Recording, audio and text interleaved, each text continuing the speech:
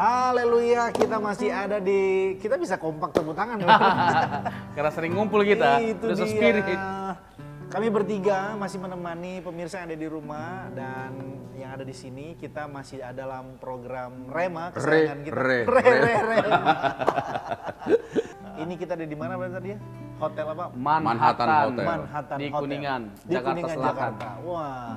Jadi saya merekomendasikan tempat ini untuk bisa staycation, bisa nginap di sini bersama keluarga di Hotel Manhattan. Keren banget lah pokoknya, nggak menyesal kita. Gitu ya. Karena kita bicara tentang tema kita masalah terbesar. Berarti kan kalau ada yang terbesar, berarti ada yang lebih besar dari semua masalah atau realitas kehidupan ini. Masalah dari kehidupan ini tuh ada lebih besar dari itu. Oh, ini dimulai dari sesuatu yang sederhana dulu, brother ya? Ya, boleh. Jadi begini, memang betul tadi ya, pengantar brother mantap banget. Terkait dengan bahwa dalam hidup ini ada banyak masalah gitu loh. Jadi kita nggak bisa menghindari gitu loh. Yang namanya masalah itu ya terus ada. Bahkan ketika kita jadi Kristen percaya Yesus pun masalah bukan hilang atau menjadi tiada. Bahkan tidak jarang justru ketika kita semakin mencintai Yesus, makin sungguh-sungguh ikut Yesus, makin banyak masalah. Banyak masalah ya. Mungkin jemaat di rumah atau kita semua pernah ngalamin di mana kita baru awal-awal bertobat cinta Yesus, kayaknya mujizat, berkat, banyak sekali jalan keluar makin terjadi. Dewasa, makin kesininya, makin kesini, makin cinta kurang Tuhan. Mujizat Tuhan, pertolongan Tuhan. Kayak Tuhan di mana engkau Tuhan? Kok masalahku bertubi-tubi? Padahal persoalannya bukan dikasih kuasa Tuhan. Persoalannya adalah Tuhan ingin kita menjadi semakin dewasa. Sama seperti kayak anak-anak waktu kecil kan. Dia dapat permen dari orang tuanya. Dia dapat es krim dari orang tuanya waktu kecil, itu konsumsinya silakan saja gitu loh, minta pa, minta ma. Ketika dia makin dewasa orang tuanya nggak kasih, bukan karena orang tuanya nggak sayang, tapi sudah saatnya dia bertanggung jawab, sudah dewasa gitu loh. Jadi, kalaupun dia bahkan ada masalahnya, dulunya orang tua yang menyelesaikan, ketika dia dewasa selesaikan sendiri. Bang Boy ada mau menambahkan terkait dengan masalah kehidupan, problematika kehidupan? Kalau dari segi ini ya, masalah terbesar itu adalah dosa sebetulnya. Masalah karena apa ya? Ketika manusia jatuh dalam dosa, Tuhan sendiri sudah menubuatkan di Kejadian pasal 3 ayat 15 ya kan. Disitulah pertama kali Tuhan bernubuat bahwa nanti akan ada dengan masalah dosamu ini nanti akan ada yang menyelesaikan dosa itu, yaitu Tuhan Yesus sendiri. Mantap banget penjelasan abang ini. Tapi jadi apa namanya yang Kejadian 3:15 itu protoevangelium ya. Protoevangelium. Oke Bang, tapi kan kalau bicara aku sangat setuju dan kadang-kadang ada banyak orang tidak melihat masalah dosa itu adalah masalah terbesar dalam hidup ini. Ada banyak orang melihat dosa itu ya sekedar ya udah itu istilah-istilah agamawi aja lah, istilah-istilah di dunia agama gitu, di dunia spiritual. Tapi masalah terbesarku justru aku butuh uang. Nah, kalau bicara tentang dosa Bang, itu kan sifatnya abstrak ya. Ada banyak juga orang di luar sana nggak ngerti apa itu dosa. Dosa itu apa sih? Tapi sebelum ke situ, brother, jadi gini, kenapa kita perlu dengan serius memikirkan dan memperkarakan dosa? Karena dosa itu adalah penyebab utama dari semua masalah yang ada. Dosa itu apa gitu loh. Nah, pokoknya kita sudah sepakat lah. Masalah terbesar dalam hidup kita itu dosa. Yang lainnya itu semua masalah yang bisa kita hadapi, bisa kita selesaikan. Kalau dosa tidak seorang pun bisa menyelesaikan, hanya Tuhan yang bisa menyelesaikannya. Jadi masalah terbesar dalam kehidupan kita itu sudah diselesaikan oleh Tuhan sendiri 2000 tahun yang lalu. Selebihnya kita bisa menyelesaikannya tapi bersama dengan Tuhan, bukan dengan kekuatan kita, bersama dengan Tuhan. Jadi yang kita perlu pastikan adalah bukan pada masalah apa yang akan kita hadapi, tetapi apakah kita berjalan bersama dengan Tuhan Yesus setiap hari dalam kita menjalani kehidupan kita, dalam kita menghadapi masalah kita. Jadi yang kita harus pastikan adalah apakah aku berjalan bersama dengan Tuhan Yesus. Karena ya itulah gitu loh yang menjadi kekuatan dan dasar kita dalam kita bisa bertahan dan kuat dalam menjalani kehidupan kita. Nah, kalau terkait dengan apa itu dosa, sederhananya begini. Dosa itu adalah pelanggaran terhadap hukum Allah. Allah memberikan perintah, tapi manusia tidak mengindahkannya. Nah, penderitaan, kejahatan, bencana alam, dan semua hal yang buruk itu muncul setelah itu. Jadi sederhananya pelanggaran terhadap hukum itulah dosa. Hukum Allah maksudnya, perintah Allah. Tetapi esensi terdalam dari dosa itu adalah perubahan tujuan, perubahan arah manusia dari God sentris menjadi egosentris. God sentris jadi egosentris. Tadi dia berpusat pada Allah, manusia jadi berpusat pada dirinya sendiri gitu loh. Manusia mencoba untuk menggambarkan kebahagiaan, kebaikan menurut versinya. Nah, inilah kerusakan yang mulai muncul dalam kehidupan kita sebagai umat manusia. Begitu, brother. Kalau bicara tentang pengertian dosa ya. Sip. Nah, saya kira itu sudah clear, brother. Dan jemaat di rumah ataupun di mana berada pasti sudah dapatlah gambaran apa itu dosa sesungguhnya. Tapi yang tidak kalah menarik adalah begini. Dengan pemikiran yang sangat pragmatis, berpikirnya gini, apa sih manfaatnya kita tahu tentang dosa? Tahu pun kita nggak akan nambah duit kita di rekening. Tahu pun kita tentang dosa nggak akan bisa nyembuhin penyakitku. Ngerti pun kita tentang konsep tentang dosa, tentang masalah terbesar, oke lah. Tapi sekarang keadaanku, rumahku harus bayar nih kontrakan. Ini anakku mau sekolah, nggak punya biaya. Ini orang tuaku, anakku, istriku lagi sakit, gimana? Apa gunanya aku harus tahu? Apa sih urgensinya kita tahu tentang dosa itu? Seberapa bermanfaatnya kan selalu manusia. Pembahasan tentang dosa ya? Selalu kan manusia ini pemikirannya selalu apa untungnya bagiku? Apa sih? Kenapa sih aku harus ngerti dosa? Kenapa aku harus tahu dosa? Pertanyaannya justru untung gak untung ya. Iya, jadi seperti itu kan. Manusiawi sekali sih ya. Kalau kita sedang membahas sesuatu, orang tanya apa untungnya. Bahkan kalau kita dalam dunia bisnis pun, ketika menawarkan sesuatu, apa untungnya benefitnya sama saya gitu loh. Dalam konteks kerohanian pun nggak jarang orang mempertanyakan pertanyaan yang sama gitu. Untungnya sama aku apa? Nah, makanya banyak kan orang datang ke acara-acara motivasi, ke acara-acara ini karena ada kepentingan untuk apa sih manfaatnya? Keuntungan ya. Keuntungan. Nah, berita bahagianya ini, brother. Positifnya adalah keuntungannya besar banget. Keuntungannya besar banget. Sama seperti masalah terbesar, keuntungannya pun kita mengetahui, memahami, mengerti konsep tentang dosa ini besar banget ya. Itu dia. Di mana besarnya? Tadi kan kita sudah tegaskan bahwa masalah utama dalam kehidupan kita itu adalah dosa. Masalah terbesar adalah dosa. Kenapa masalah terbesar itu adalah dosa? Karena penyebab dari semua masalah yang ada, penderitaan, kejahatan, yaitu dosa gitu loh. Nah, jadi kita harus mengetahui penyebab utama dari semua kerusakan yang ada.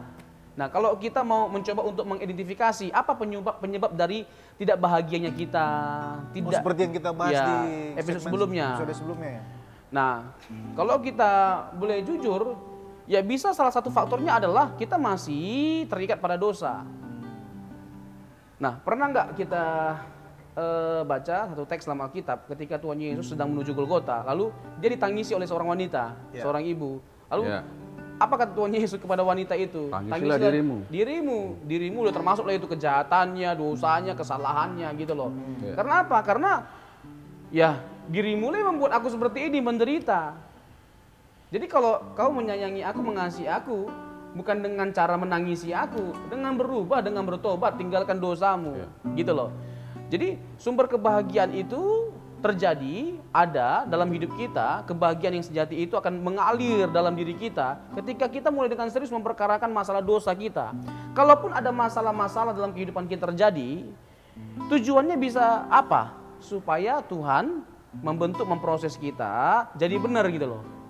Jadi benar, karena banyak ketidakbenaran dalam diri kita. Nah, Tuhan pakai masalah, persoalan, penderitaan untuk membentuk kita, memproses kita, membenarkan kita gitu loh. Membenahi kita, memperbaiki kita. Nah, jadi ada pertanyaan di luar Kristen, kenapa sih ada dosa warisan? Kan gitu di luar Kristen. Kan gitu. Kalau menurut saya sih dosa warisan itu bukan dosa Adamnya yang menjadikan kita berdosa, tetapi natur dosa itulah yang menjadikan kita, yang dialirkan kepada kita. Kalau menurut saya sih itu. Gimana kalau bisa nanti kita encounter nih, brother. Abang ini sudah main di luar Kristen. Abang ini sudah main warisan, abang ini. Main dosa-dosa. Enggak, karena sering ada pertanyaan yang seperti itu. Gitu. Nanti itu, Bang, kita akan bahas tentang dosa warisan itu lebih lanjut di beberapa waktu ke depan. Karena kita akan coba bahas, kita ambil dari Matius, Roma 5, 6, dan 7 Bang. Kita akan bahas itu lebih jauh. Ya. Tapi sebelum nanti kita melangkah ke dosa warisan itu brother, aku pengen brother kasih power statement lah terkait dengan ini. Apa namanya tuh, kok saya ngeblank ya?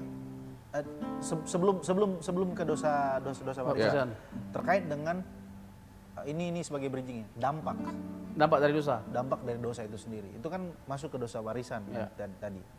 Jadi dampaknya itu kan ke seluruh umat manusia ya.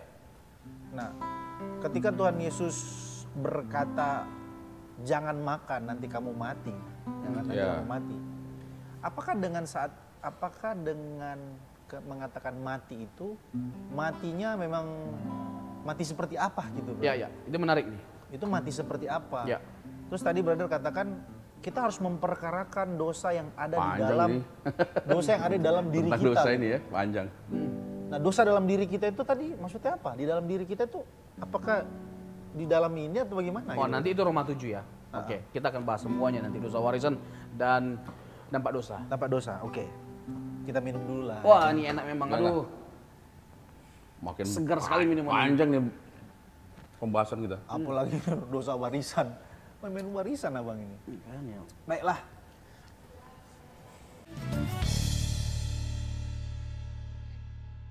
Brother, dampak dosa ini kayaknya sesuatu yang sangat fundamental ya.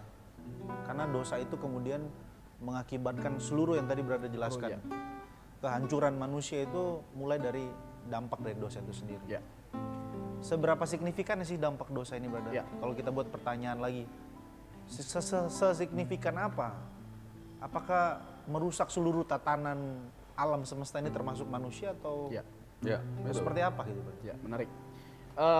Begini, disadari atau tidak disadari atau tanpa disadari, dampak dari dosa itu begitu nyata.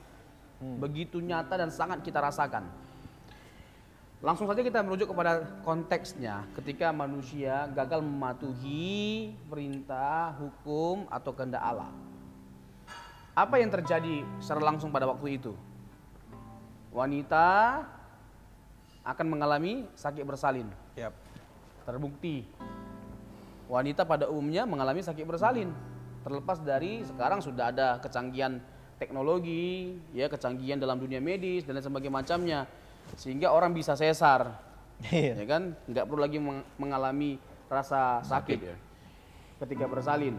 Tetapi intinya rasa sakit bersalin itu pasti dialami oleh semua wanita. Jadi hukumannya itu bukan tidak bisa bersalin, bukan tidak bisa melahirkan, bukan tidak bisa hamil atau punya anak, tapi hukumannya adalah akan sakit ketika bersalin. Jadi dampak nyata terhadap wanita itu sakit bersalin, nyata. Yang kedua, untuk pria akan bersusah payah untuk bekerja.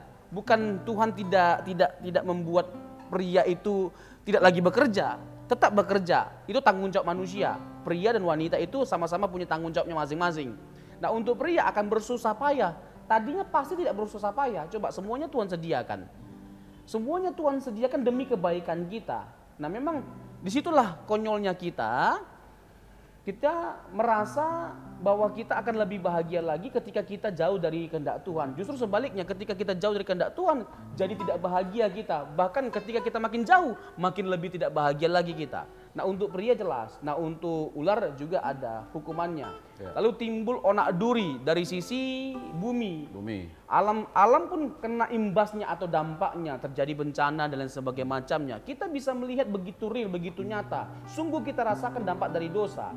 Nah, semua peristiwa ini seharusnya menjadi perenungan yang dalam bagi setiap kita untuk kita berhati-hati untuk berbuat dosa.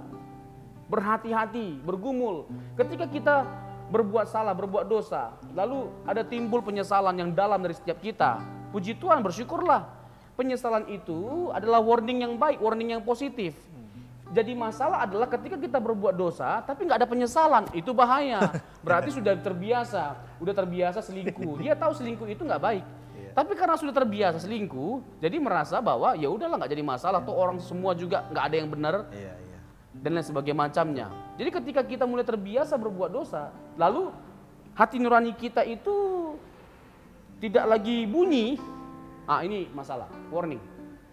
Jadi kalau kita berduka cita waktu kita berbuat salah, itu baik adanya. Dan dengarkan hati nurani kita. Segera bertobat dan tinggalkan dosa kita. Nah itu terkait dengan dampak dari dosa, brother. Keren, brother. Nah, itu kan dampak dari dosa. Kita tahu bersama tadi Bang Boyin sudah sampaikan, masalah terbesar itu adalah dosa. Kita sudah bahas apa itu dosa dan lain sebagainya. Lalu kemudian dosa ini kan tadi brother bilang, tidak ada yang bisa membayar murka Tuhan itu. Ya. Selain daripada Tuhan itu sendiri yang karena nggak ada yang bisa memenuhi kualifikasi untuk bisa membebaskan manusia dari kuasa dosa dan dampak dosa. Dengan kata lain, memang hanya Tuhanlah atau Allah itu sendiri yang turun dengan kasih-Nya menebus dosa manusia. Ya. Sehingga manusia itu sendiri ketika ditebus, dikuduskan oleh Tuhan, ada istilahnya pengudusan pasif itu. Ya. Memang karya Tuhan yang bekerja, bukan karena kekuatan manusia. Tetapi kemudian pertanyaannya adalah gini, dosa itu kan sudah ditebus oleh Tuhan. Ya. Sudah selesailah di atas kayu salib. Benar. Dia berkata tetelestai, seluruh karya penyelamatannya sudah selesai. Tapi persoalan itu adalah tadi Bang Boy bilang, natur atau kodrat dosa warisan itu kan masih tidak ada. Tidak bisa dihilangkan secara otomatis. Nah, apakah bisa orang yang sudah di dalam Tuhan tidak bisa lagi berbuat dosa, brother? Wah, dalam ini. Wah, itu. Ya. Ini ya kita merujuk kepada Roma 5, 6, dan 7. Mungkin boleh. Ya, kita akan bahas secara teologis dan secara praktis, brother. Ya. Secara teologis untuk membantu setiap orang memahami kebenaran Alkitab dengan baik terkait dengan posisinya setelah ada di dalam Kristus. Dalam Kristus, ya. Karena kalau kita merujuk kepada Roma 6 dan Roma 7, brother. Ada salah satu kalimat Paulus sebelum nanti ke situ. Siapa yang ada di dalam Kristus, ialah ciptaan baru. Dialah ciptaan yang baru. lama sudah berlalu, sesungguhnya yang baru sudah datang. 2 Korintus 5 ayat yang ke-17. Bukan pacar baru ya. Bukan pacar baru, apalagi istri baru. Emang tambal ban ganti baru. Hidup kita, mindset kita, karakter kita, gaya hidup kita harus baru. Ya. Karena kita sudah memiliki Tuhan yang baru. Ya. Kalau kita masuk kepada Roma 6, Paulus ada gunakan kata hamba di sana. Jadi kalau kita sudah ditebus sama Tuhan yang baru, ya kita harus mengabdikan diri kepada Tuhan kita yang baru. Dengan kita tidak lagi mempersembahkan hidup kita untuk melakukan dosa gitu loh. Jangan memperhambakan diri lagi kepada dosa, tapi memperhambakan diri kita kepada Kristus yang merupakan Tuhan baru kita, yang telah menebus kita dari dosa. Nah, sekali lagi brother ya, itu Roma 6, Roma 7. Yep. Roma 6 dan 7 itu berbicara tentang apa sih? Tentang kehidupan kita sebagai orang percaya setelah ada di dalam Kristus. Iya. Nah, ini menarik terkait dengan pertanyaan brother yang terakhir. Apakah seorang yang sudah dalam Kristus masih bisa berbuat dosa? Kalau kita masuk kepada Roma 5, 6, dan 7, teks itu tidak sedang berbicara bahwa orang percaya tidak bisa lagi hidup dalam dosa ketika ada dalam Kristus. Teks itu sedang menyampaikan kepada kita tentang bagaimana Kristus menebus kita dan bagaimana seharusnya kita hidup bagi kemuliaan Kristus. Itu yang pertama. Yang kedua, kita memang nggak bisa memungkiri dalam keseharian kita masih menghadapi godaan dan pencobaan, brother. Yang memungkinkan kita untuk bisa jatuh. Setiap orang masih dimungkinkan untuk jatuh. Karena nyata kok godaan, tantangan, ya. Ketika kita sudah dalam Kristus, dengan segera kita meratapi kesalahan kita ketika kita jatuh. Nah, di situ bedanya. Nah, Roma 6, Roma 7. Nah, nanti menarik ketika di Roma 7. Sebelum ke Roma 7 itu, saya mau singgung Roma 6 itu terkait dengan ayat 4, 5, 6. Terkait dengan baptisan. Baptisan itu berbicara tentang apa? Pertobatan. Nah, pertobatan dalam konteks kekristenan itu bukan hanya berbicara tentang perpindahan keyakinan, perpindahan status, tapi perubahan hidup, perubahan karakter. Untuk apa hanya sekedar berpindah keyakinan? Itu hanya mengubah KTP kita, tidak mengubah apa-apa, tidak berdampak apa-apa terhadap hidup kita. Enggak berubah pun KTP kita, enggak jadi masalah, tapi yang paling penting berubah hidup kita. Keren. Makanya jangan jadi happy, jangan jadi senang hanya karena sudah pindah agama dari non-Kristen jadi Kristen. Enggak ada kebahagiaan di situ. Dan Tuhan tidak menjadi bahagia karena faktanya enggak sedikit orang yang non-Kristen jadi Kristen, ternyata hidupnya sama seperti sebelum jadi Kristen. Futile untuk apa? Gitu loh. Malah akhirnya juga nggak jarang mencelah kekristenan ketika sudah jadi Kristen, kembali ke agama lamanya, mencelah habis-habisan kekristenan. Ada ini mengerikan. Ada realitas seperti itu. Nah, ada hal yang lebih menarik dari itu, brother. Itu juga menarik dan itu bisa jadi satu pokok pembahasan nanti. Apalagi bicara tentang baptisan ya, kita bisa bahas nanti. Apa Roma 7? Roma 6, aku masih di Roma 6 nih. Aku mau gini, brother. Ada sebuah pemahaman atau teks yang diangkat dari Roma 6 itu terkait dengan orang yang sudah hidup di dalam Kristus itu bebas berbuat dosa. Wah, 14-15 ya. Tidak perlu lagi kita terpaku dengan yang namanya hukum Taurat. Dan ada juga yang sebaliknya. Lebih menekankan kamu harus melakukan hukum A, hukum B, hukum C supaya kamu diselamatkan. Ya. Lalu yang menarik adalah ada statement Paulus, kalau aku sudah hidup di dalam kasih karunia, adakah aku semakin bertambah-tambah berbuat dosa atau apa gitu-gitu konteksnya? Ya.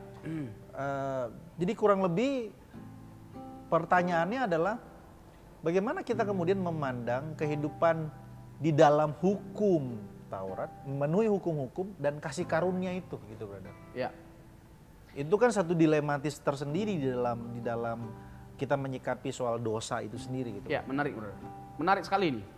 Jadi jangan salah paham. Anugerah diberikan bagi setiap kita supaya kita terbebas dari hukum dosa dan dampak atau kuasa dosa. Amin. Tetapi anugerah tidak menjadi surat atau izin, lisensi untuk kita bebas berbuat dosa. Nice. Coba sekali lagi, Bro, diulang lagi. Anugerah itu tidak membawa kita kepada kebebasan mutlak sampai kita juga akhirnya bebas untuk melakukan apapun termasuk dosa. Nah, ini kesalahpahaman yang fatal ketika kita memahami anugerah atau posisi kita ketika kita menjadi percaya kepada Yesus. Makanya tadi, brother, pertanyaannya bagus banget, Roma 6 ayat 14 dan 15 kan. Di ayat 15 kan ditanya sama Paulus kan. Jadi bagaimana, apakah kita akan berbuat dosa karena kita tidak berada di bawah hukum Taurat tetapi di bawah kasih karunia? Sekali-kali tidak. Ayat 14-nya ya. Sebab kamu tidak akan dikuasai lagi oleh dosa karena kamu tidak berada di bawah hukum Taurat tetapi di bawah kasih karunia. Jadi hukum Taurat itu menjadi tidak bernilai dalam tanda petik ketika Kristus sudah datang. Kristus sudah menyatakan penebusan bagi setiap kita. Jadi goal kita, tujuan kita, arah hidup kita itu pada Yesus. Bukan lagi pada Taurat, itu maksudnya. Tetapi ketika kita arah hidupnya sudah kepada Yesus, bukan berarti kita terbebas dari hukum. Mengesampingkan hukum Taurat. Nah, itu dua hal yang berbeda. Gitu loh. Jadi kasih karunia membawa kita untuk justru hidup lebih baik lagi, bukan mundur ke belakang tapi terus maju ke depan, gitu, brother. Karena kalau kita gagal melakukan satu hukum, gagal semua ya, brother. Nah, itu di Roma 7. Jadi gini, prinsip hukum Taurat adalah kamu akan hidup kalau kamu melakukan semuanya. Masalahnya tidak ada manusia yang bisa atau yang sanggup melakukan seluruh hukum Taurat. Gagal satu, gagal melakukan semuanya. Nah, ini memang di Roma 7 menjadi pergumulan berat bagi Paulus dan orang-orang percaya. Lalu bagaimana dong? Satu sisi kita sudah ada dalam Kristus, hidup dalam kasih karunia, tapi satu sisi masih ada hukum Taurat yang terus menaungi kita gitu loh, mengawal kita gitu loh. Nah, jadi gini, betul bahwa tetap kita melakukan hukum sekalipun kita sudah ada dalam Kristus, tetap kita harus taat hukum gitu loh. Tetapi kalaupun kita gagal melakukan hukum, kita nggak perlu takut. Karena apa? Karena kita sudah ada di dalam kasih karunia. Melalui Kristus kita diselamatkan, bukan karena melakukan hukum Taurat. Setiap orang masih bisa gagal kok melakukan hukum meskipun sudah dalam Kristus, itu maksudnya. Tapi ketika gagal, kamu jangan takut. Karena memang hukum Taurat itu menjadi momok bagi setiap kita. Tetapi anugerah membebaskan kita dari rasa takut karena kita gagal melakukan satu dua hukum. Gitu. Mantap, brother. Sebelum kita closing, brother, aku lihat bibir Bang Boyin udah bergetar. Tadi pertanyaannya tentang dosa warisan. Apakah itu dosa Adam? Bang, abang bisa menebalkan sedikit, Bang, terkait dengan dosa warisan? Kalau menurutku sih dosa warisan itu kurang tepat ya. Yang menurut ini pemikiran saya ya. Ya, boleh. Jadi dosa itu mungkin natur dosanya yang diwariskan kepada kita. Jadi kita sampai sekarang ini kita itu belajar untuk menghilangkan atur dosa kita untuk. Oke. Sip. Kalau menurutku benar nggak? Mantap Bang. Nanti ini closing saja brother terkait dengan atur dosa ini. Sekaligus aku mau bertanya terkait dengan Roma pasal 7 itu brother. Paulus kan ada di dalam sebuah dilematis, kegalauan, kegamangan yang dalam terkait dengan sebetulnya aku pengen baik, tapi apa yang jahat yang aku lakukan? Masalahnya udah itu dua sebetulnya iya. Nah, itu sebetulnya natur dosa itu. Natur dosa itu kan. Iya. Nanti brother kasih closing di sini terkait dengan harusnya aku tuh sudah mau hidup benar loh, tapi gagal lagi. Iya, di Roma 7 tuh ya. Gagal lagi. Oke, ini Sampai pada akhirnya bilang, ya udahlah dosa-dosa aja lah. Capek, gagal-gagal terus. Gimana sih? ini pertanyaan yang sangat substansial tapi di waktu yang singkat. Berarti Jadi hajar memang lah, betul-betul singkat. bergumul Ya. berat ini untuk menjawabnya. Ya. Jadi gini, dosa warisan ya original sin itu sesuatu yang make sense kok. Jadi dosa dalam konteks kekristenan bukan hanya ketika kita berbuat. Dalam natur kita sudah berdosa. Itu Mazmur pasal 51 terkait dengan Daud yang telah jatuh dalam dosa ya, mengambil istri Uria yaitu Betsheba. Nah, dia hubungkan juga dengan dalam kandungan dia sudah diperanakkan dalam dosa. Ya. Jadi sebelum kita berbuat dosa, kita semua sudah berdosa. Sekalipun kita sudah ada di dalam kandungan, sejak dalam kandungan kita sudah berbuat dosa. Karena natur dosa itu diwariskan. Ya, diwariskan. Pertanyaannya, bagaimana mungkin itu make sense? Kan Adam yang berbuat dosa kok berdampak sama kita. Ya. Begini deh, kita jawab dengan case. Anak bayi misalnya balita, nggak perlu diajarkan bagaimana cara berbohong, dengan sendirinya dia bisa Dengan sendirinya berbohong. berbohong. Vas bunga favorit mamanya dipecahkan karena dia takut dipukul, lalu dia berbohong. Loh, siapa yang ngajar dia Bukan berbohong? bukan aku mah. Iya, bukan aku mana sebagai macam. Siapa yang ngajar dia berbohong? Bukankah itu menunjukkan bahwa dosa warisan itu make sense? Yang kedua, ada istilah tak ada gading yang tak retak. Artinya tidak ada manusia yang sempurna. Bagaimana kita mengimplikasikan itu dalam kehidupan kita? Yang ketiga, ada istilah begini, binatang buas, ya kan, harimau misalnya. Harimau nggak perlu mengajarkan anaknya bagaimana cara menjadi buas, dengan sendirinya bisa menjadi buas karena naturnya adalah binatang buas. Sama seperti kita nggak perlu diajarkan bagaimana cara berbuat dosa karena natur kita adalah apa? Dosa. Nah, tak ada gading yang tak retak. Artinya tidak ada manusia yang sempurna. Nah, contoh nih ya, ini terakhir nih terkait dengan pertandingan sepak bola. Kalau kesebelasan kita main di internasional, gagal mereka, itu bukan hanya kegagalan mereka, mewakili semuanya kan. Mereka menang bukan hanya menang mereka doang, tapi kita semuanya menang. Jadi kenapa mereka kalau gagal semuanya gagal? Karena mereka perwakilan atas bangsa Indonesia. Adam kenapa dosanya berdampak kepada kita semua? Karena dia adalah perwakilan semua umat manusia. Nah, Roma 7 tadi brother, ya itu tadi menunjukkan bahwa masih kita terikat dengan hukum. Masih terikat. Nah, yang ada adalah ketakutan pada kita kalau seandainya kita gagal melakukannya. Karena tuntutan hukum Taurat itu adalah melakukan semuanya untuk bisa hidup. Sementara tidak ada yang bisa melakukannya. Kalau begitu, tidak ada yang bisa hidup dong. Tenang. Bersyukur sama Tuhan, kata Paulus dalam Roma pasal yang ke-7. Celakalah aku, kata Paulus sebelumnya. Manusia celaka. Manusia celakalah aku, aduh ngeri kali. Tapi tenang, Kristus sudah datang. Dia sudah membebaskan kita lewat kuasa kasih karunia-Nya. Sebesar-besarnya dosa kita, kesalahan kita. Tenang, anugerah Tuhan jauh lebih besar. Tapi anugerah Tuhan yang besar itu tujuannya adalah untuk membebaskan kita dari keterikatan akan dosa. Tuhan Yesus memberkati. Haleluya, keren banget. Oke, kami dari Rema, kami bertiga mengucapkan terima kasih banyak atas atensinya. Sampai jumpa di lain kesempatan di program Rema kita. Kami masih dari Hotel Manhattan Hotel di daerah Kuningan, Jakarta. Jadi kami merekomendasikan tempat ini dan tempat ini telah memberkati kami dan kami juga memberkati Bapak Ibu. Kiranya Tuhan menyertai kita semua sampai selama-lamanya. Haleluya. God bless. Mantap.